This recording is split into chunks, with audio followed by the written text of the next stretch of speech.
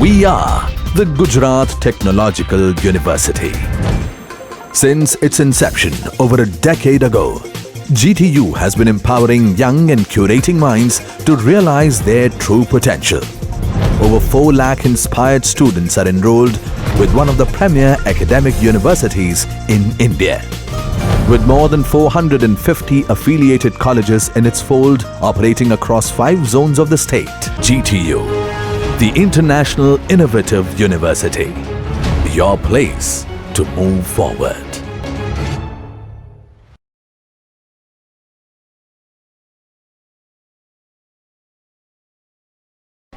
Hello friends, welcome.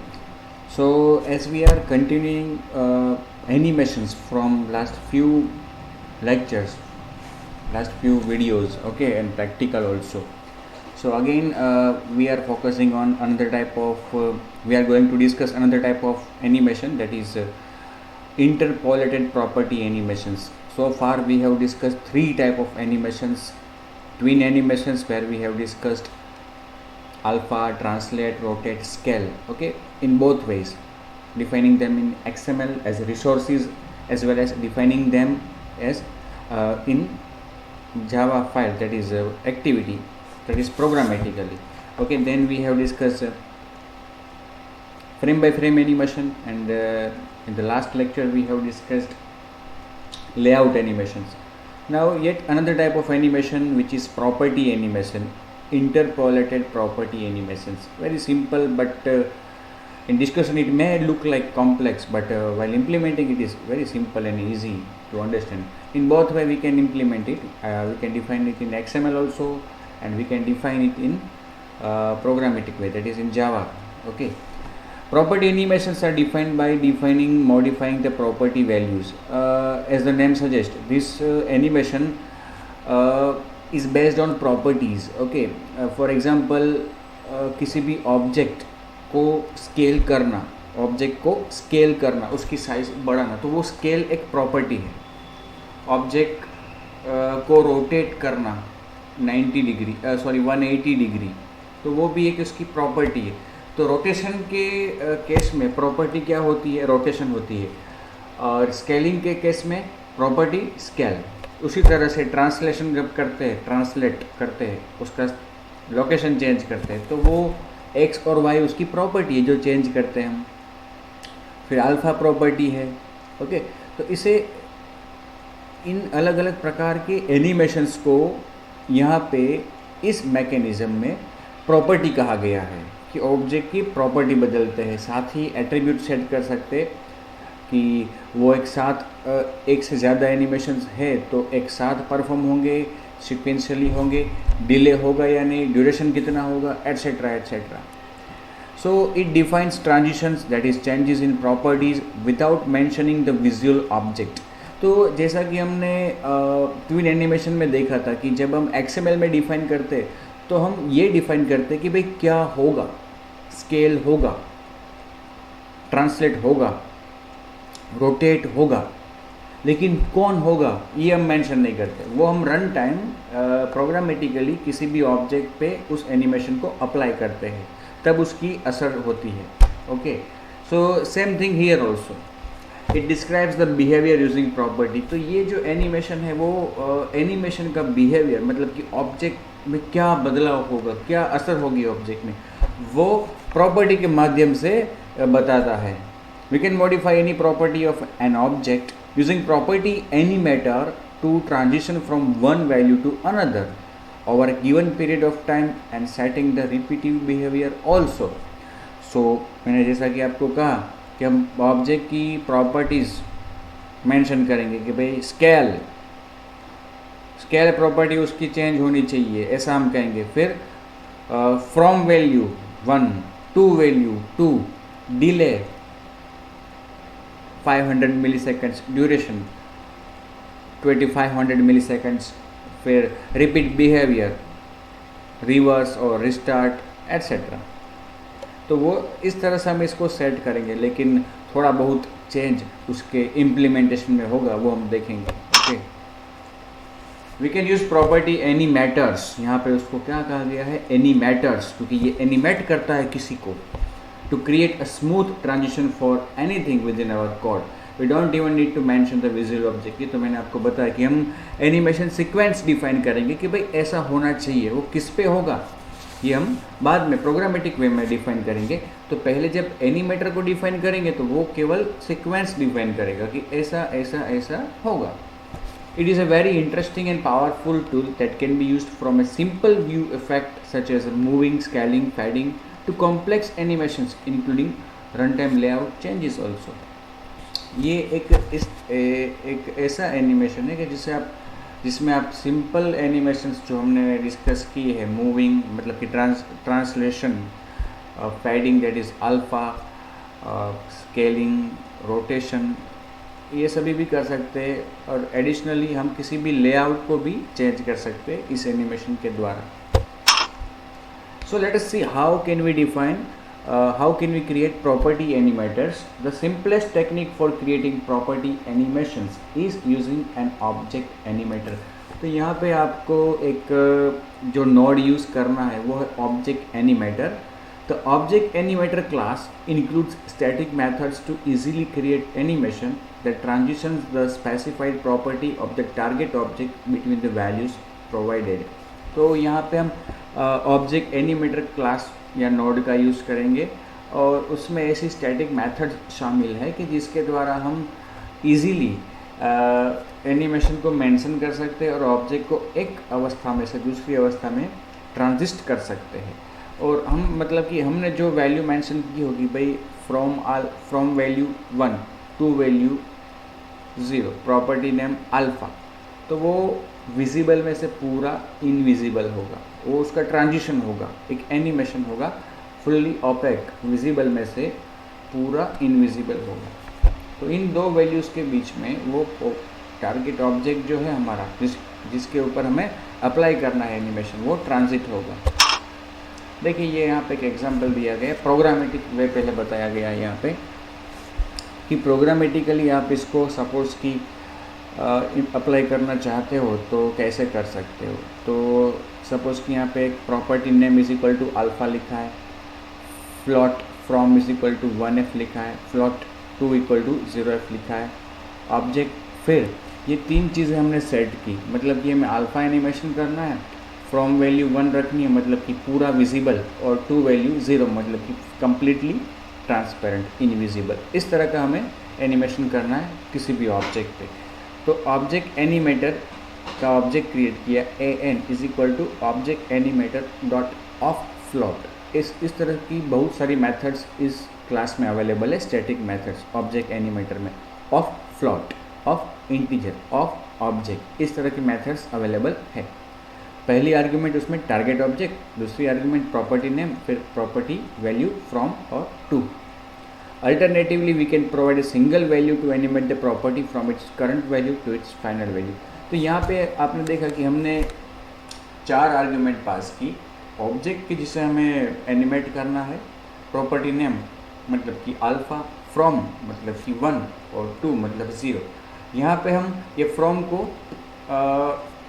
को avoid भी कर सकते हैं, फ्रॉम नहीं लिखेंगे, केवल 2 लिखेंगे तो क्या होगा कि करंट जो उसका स्टेट होगा ट्रांसपेरेंसी का, वहाँ से लेकर वो 0 होगा.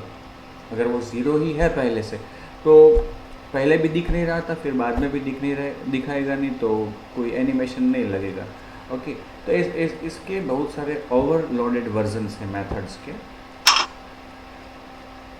Duration for animation, by default each animation will run for a duration of 300 milliseconds. We can change this duration by using the method set duration of the animator.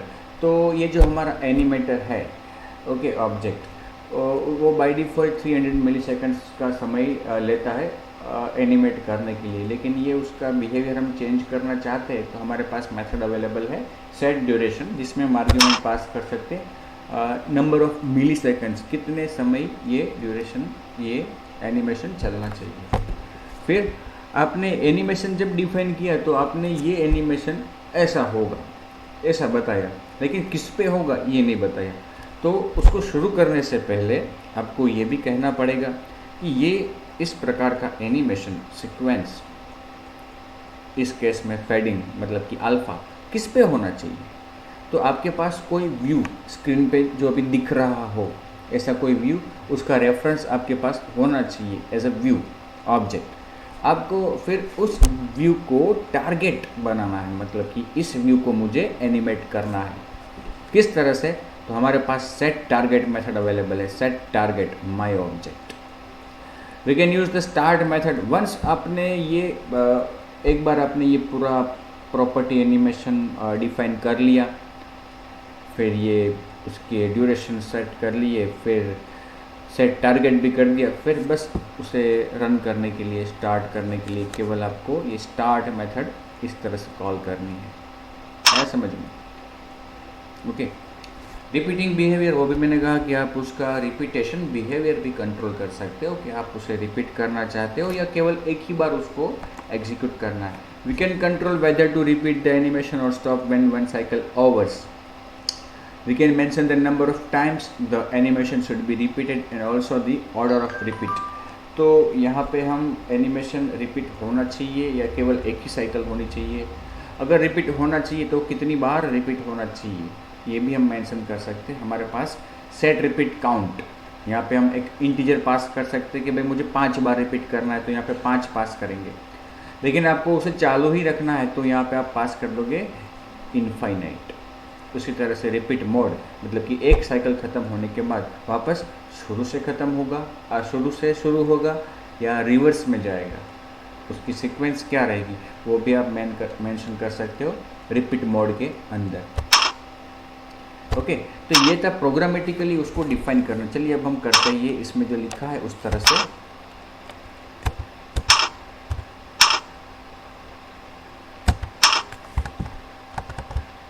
चलो, ये मेरे पास एक छोटा सा एक्टिविटी है। उसमें इस एक्टिविटी में मेरे पास एक लेआउट है। कौन सा लेआउट है? Activity main. और एक्टिविटी मेन जो मेरा है उसमें मेरे पास एक टेक्स्ट व्यू है और एक इमेज व्यू है और एक बटन है। 3 चीज़ें मेरे पास है। ओके, ये देखिए, टेक्स्ट व्यू, इमेज व्यू और बटन। ठीक है, ये मेरा मेन एक्टिविटी है। इसमें मैं क्या करूँगा, सबसे पहले string property is equal to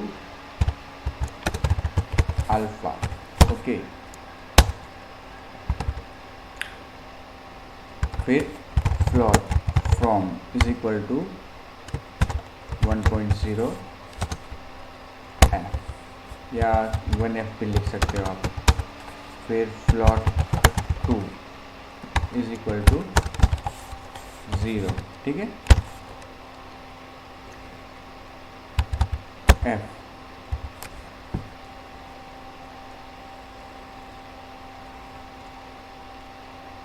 okay, double quotes मैंने किए गलती से। अब टारगेट आपको किसको बनाना है? सपोज कि इमेज व्यू पे मुझे करना है। ठीक है, तो पहले तो मुझे एक एनिमेटर का ऑब्जेक्ट बनाना है। Animator, object animator. ठीक है, क्या कहा यहाँ पे? Object animator. Object animator is equal to, क्या लिखा है वहाँ पे?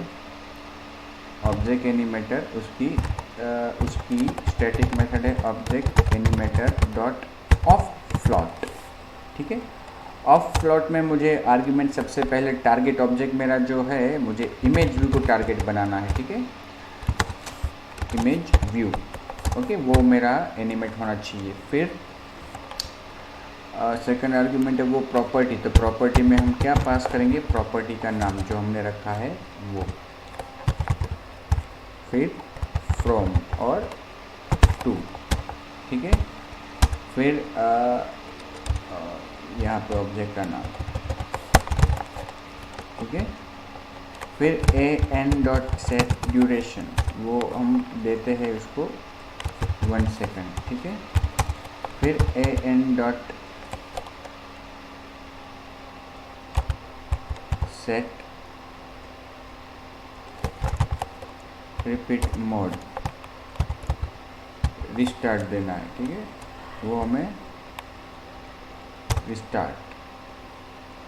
और फिर an dot set repeat mode, वो तो तुमने दे दिया मोड। तो काउंट वो इनफाइनाइट है, ठीक है। उसको स्टार्ट करने के लिए एम डॉट स्टार्ट, ठीक है, इस तरह से। अब इसको रन करते हैं।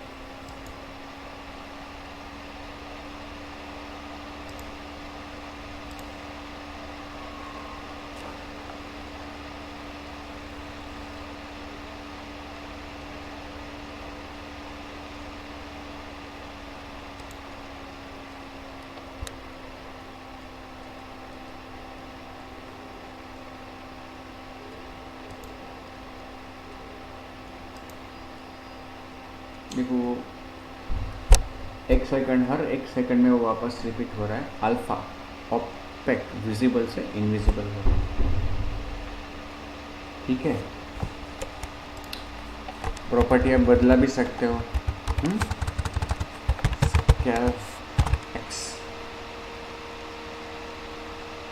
स्केल एक्स करना है, डबल करनी है साइज उसकी एक्स डायरेक्शन में।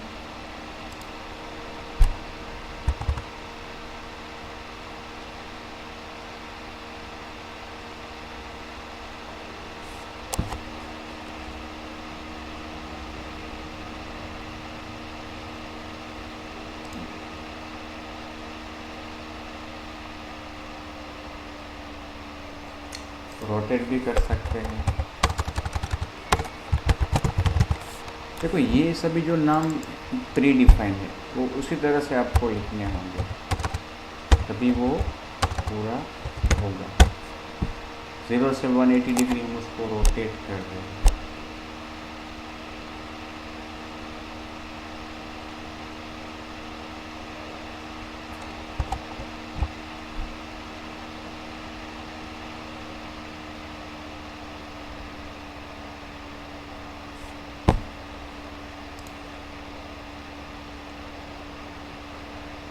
जीरो से 180 वापस, 0 से 180 वापस, 0 से 180।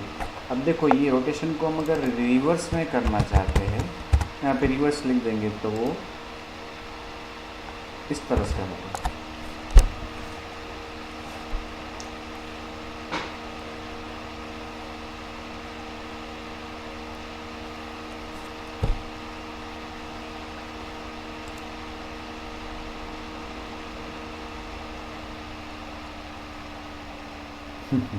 जैसे इसको कहीं पे टांग दिया है आपने, इस तरह से मुझे उसको ट्रांसलेट करना है वाई डायरेक्शन में। Okay, from 0 to 500।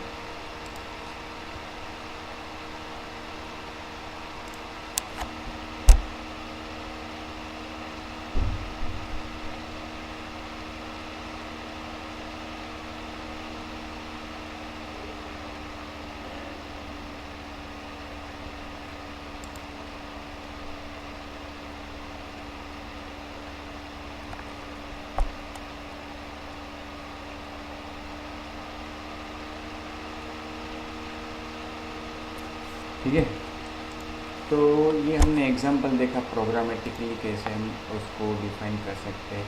अब जैसा कि आपके दिमाग में आ रहा होगा कि आप इसको एक साथ एक से ज़्यादा आप एनिमेशंस करना चाहते हो तो क्या, तो उसके लिए भी मैं आपको ऑप्शन मेरे पास जो है मैं बताता हूँ आपको। यहाँ पे किया हुआ है मैंने, देखिए ये आपका ऑब्जेक्ट एनिमेटर, ठीक है। आप सीक्वेंस बना रहे हो, देखो आपने ऑब्जेक्ट एनिमेटर का एक ऑब्जेक्ट बनाया जिसमें आप क्या कर रहे हो, स्केल एक्स कर रहे हो, कितना, डबल, जो करंट है उसमें से डबल। फिर एनिमेटर 2 बनाया, उसमें भी आप क्या कर रहे हो, स्केल वाई, करंट है उसमें से डबल। एनिमेटर 3 बनाया आपने, उसमें क्या कर रहे हो, रोटेट कर रहे हो 0 से 360। 4 बनाया, उसमें क्या कर रहे हो आप, रोटेशन कर रहे हो वापस 0 से -360, उल्टी डायरेक्शन एंड काउंटर क्लॉकवाइज। 5 बनाया, उसमें क्या कर रहे हो, एक्स डायरेक्शन में स्केल कर रहे हो 1, जितना है उसमें से 1 मतलब कि आधा। 2 हो गया है तो उसमें से 1 होगा मतलब आधा हो जाएगा उसकी ओरिजिनल साइज।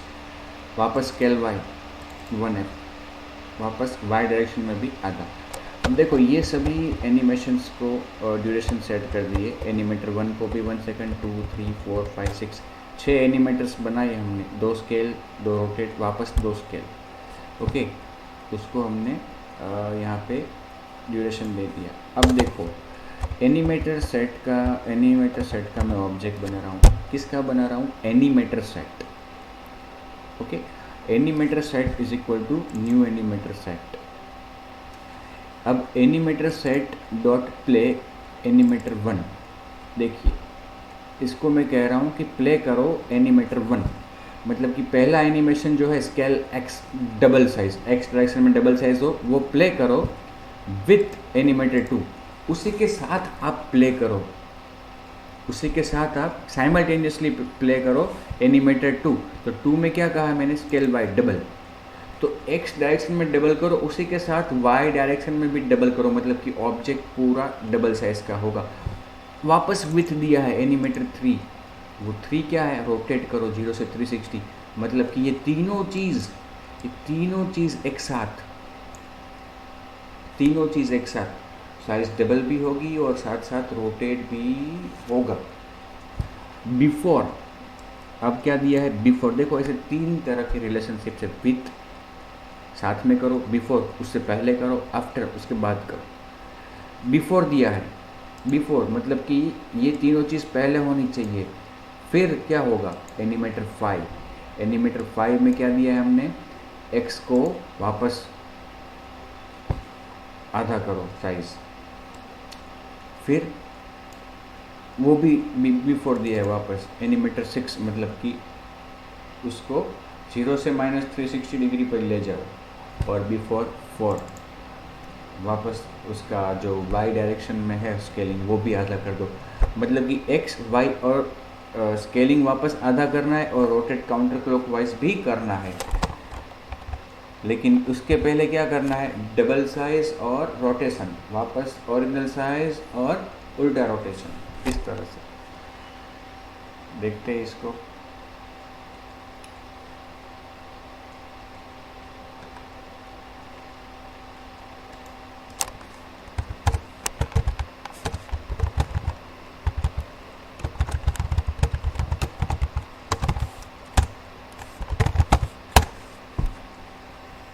इमेज व्यू में हम इसको अप्लाई कर रहे हैं।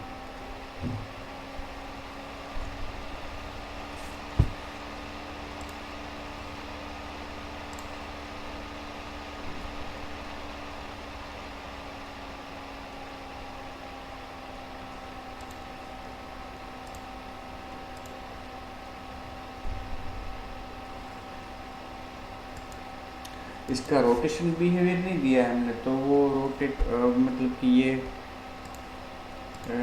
रिपीटेशन बिहेवियर सेट नहीं किया है हमने।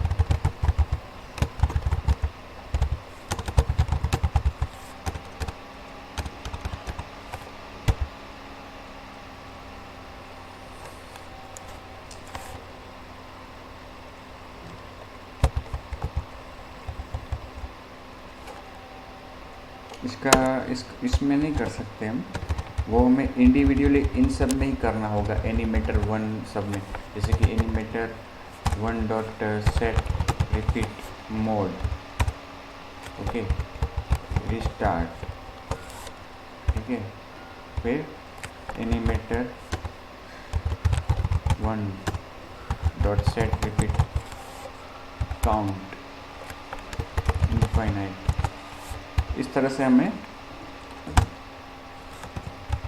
ये 6 और 6 के लिए इस तरह से हमें करना पड़ेगा, तब वो कंटिन्यू रहेगा, ठीक है। तो ये था प्रोग्रामेटिकली हम कैसे इम्प्लीमेंट कर सकते हैं ऑब्जेक्ट एनिमेटर, मतलब कि प्रॉपर्टी एनिमेशन को। ड्यूरेशन ये भी देख लिया हमने, ये भी देख लिया, ओके। डिफाइनिंग इन XML। अब देखो ये जो ऑब्जेक्ट एनिमेटर है, मतलब कि प्रॉपर्टी एनिमेशन, उसे हम XML में भी रिसोर्स बना के डिफाइन कर सकते हैं, ओके। तो उसके लिए आपको क्या करना होगा?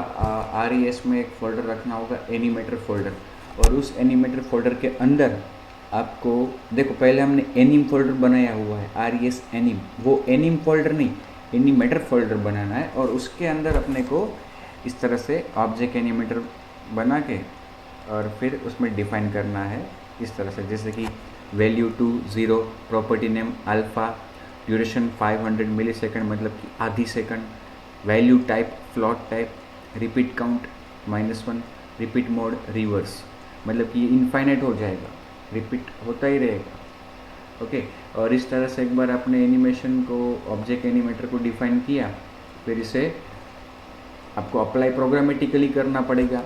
एनिमेटर का ऑब्जेक्ट बना के animator is equal to animator inflater dot load animator, animator inflater dot load animator, context और इसका आईडी, फिर सेट टारगेट करना है किसी भी ऑब्जेक्ट को, और फिर करना है स्टार्ट, फिर क्या कॉल करना है, स्टार्ट।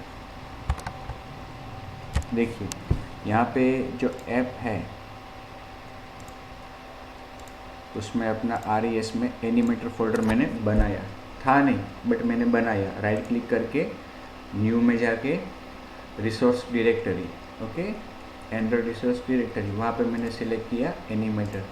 फिर एनिमेटर के अंदर आपको राइट क्लिक करके न्यू में जाके क्या करना है, एनिमेटर रिसोर्स फाइल। ऐसा करोगे आप, तब क्या होगा कि यहाँ पे आपको फाइल का नेम पूछा जाएगा। सपोज मैं एनिमेटर 2 नाम देता हूँ, रूट एलिमेंट उसमें क्या होना चाहिए, ऑब्जेक्ट एनिमेटर, ओके, सेट नहीं होना चाहिए, ऑब्जेक्ट एनिमेटर। फिर यहाँ पे आपको इस ऑब्जेक्ट एनिमेटर के अंदर duration 2 seconds, property name, suppose मुझे करना है रोटेट, तो रोटेशन, फिर फ्रॉम वैल्यू 0 टू वैल्यू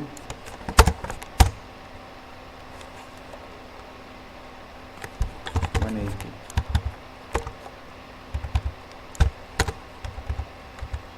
ठीक है। इस तरह से मैंने एक ऑब्जेक्ट एनिमेटर बनाया। क्या बनाया, ऑब्जेक्ट एनिमेटर।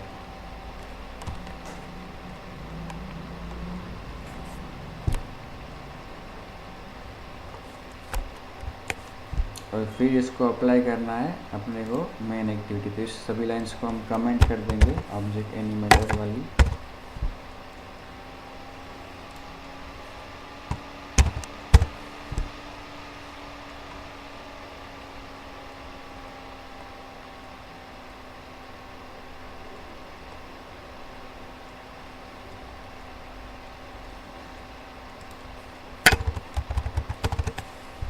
देखिए एनिमेटर सेट क्या बनाया हमने, animator set. Animator set is equal to animator inflater dot load animator, animator inflater dot load animator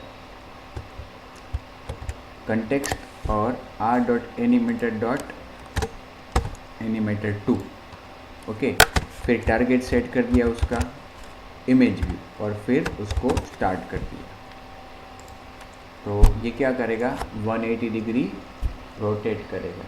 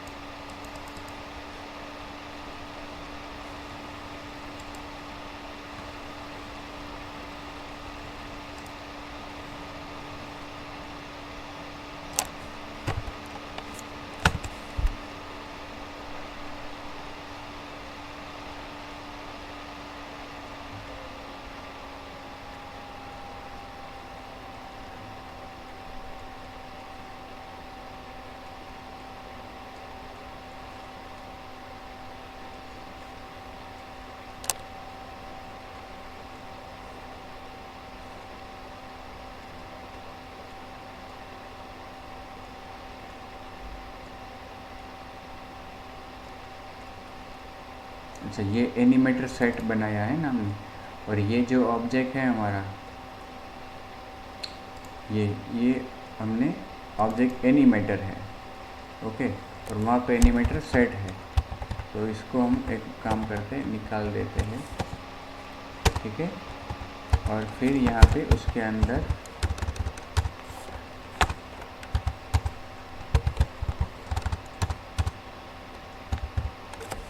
animator set, object animator, अच्छा उसके अंदर सेट के अंदर ही लेना था, ओके, ये हमने थोड़ा गलत सिलेक्ट कर लिया। यहाँ पे हमें जो एलिमेंट रखना था वो क्या था, बनाते वक्त न्यू एनिमेटर रिसोर्स फाइल, और सपोज कि अब मैं उसको नाम देता हूँ एनिमेटर 3, ओके। ये यहाँ पे सेट ही रहने देना है क्योंकि वो एनिमेशन सेट में हमें लेना है। और फिर ऑब्जेक्ट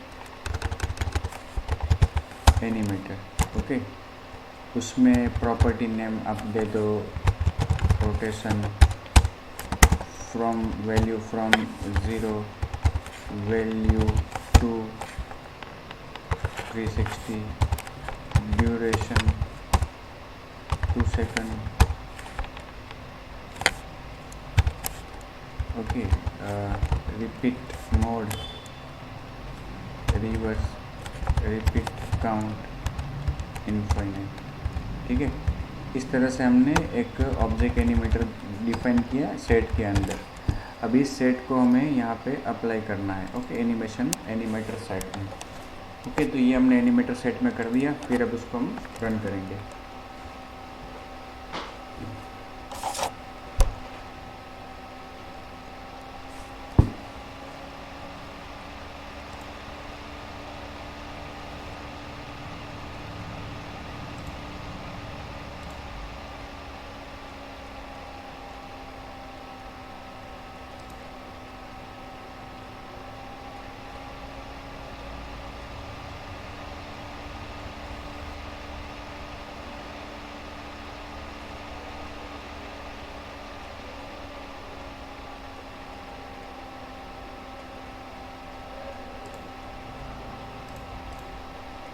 अच्छा, यहाँ पे हमें वो एनिमेटर 3 तीसरा बनाया ना अभी हमने, एनिमेटर 3,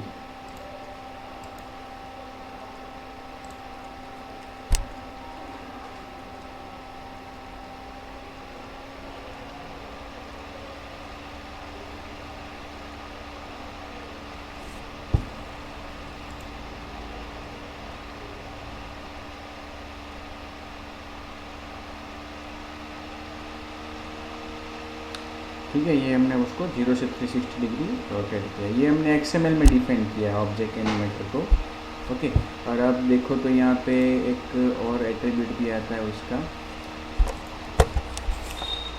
जब हम सेट यूज़ करते हैं ना तो उसमें ऑर्डरिंग, कि आप अगर एक से ज़्यादा एनिमेशन डिफाइन करते हो यहाँ पे ऑब्जेक्ट एनिमेटर, तो उनको सबको साथ में करना है या सीक्वेंशियली करना है, ये आप मेंशन कर सकते हो। जैसे कि आप यहाँ पे देखो, मेरे पास ये फाइल है, ठीक है।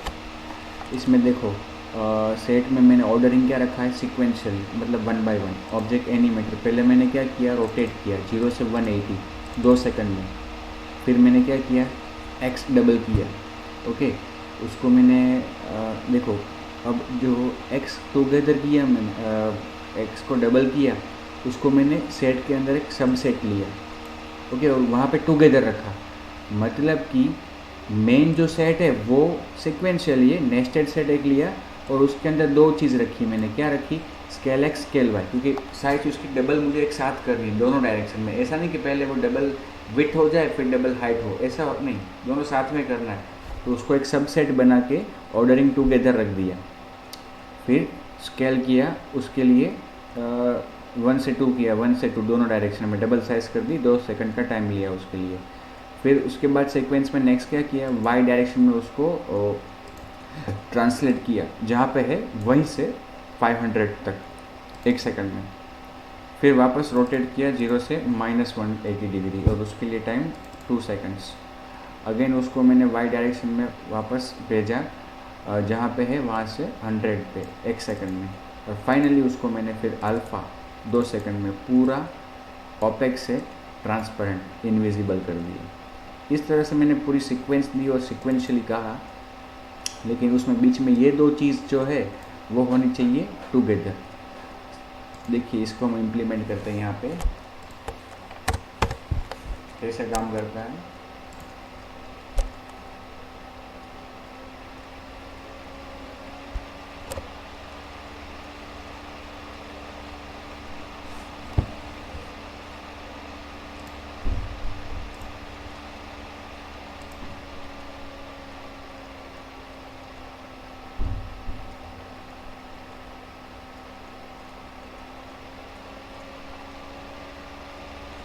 ठीक है, उसका हमने एनिमेटर सेट का कुछ यहाँ पे वो तय नहीं किया था, किसी का भी रिपीटेशन रोटेशन कुछ, इसलिए फिर ये एक ही बार हुआ सब। ठीक है, अगर हमने सबके यहाँ पे बिहेवियर सेट किए होते तो ये सब यहाँ पे रिस्टार्ट भी होते, रिवर्स भी होते ऑब्जेक्ट एनिमेटर। ठीक है, तो ये था दोस्तों प्रॉपर्टी एनिमेशन, किस तरह से ये काम करता है। ठीक है, इसका प्रैक्टिकल भी वीडियो भी आपको शेयर करूँगा।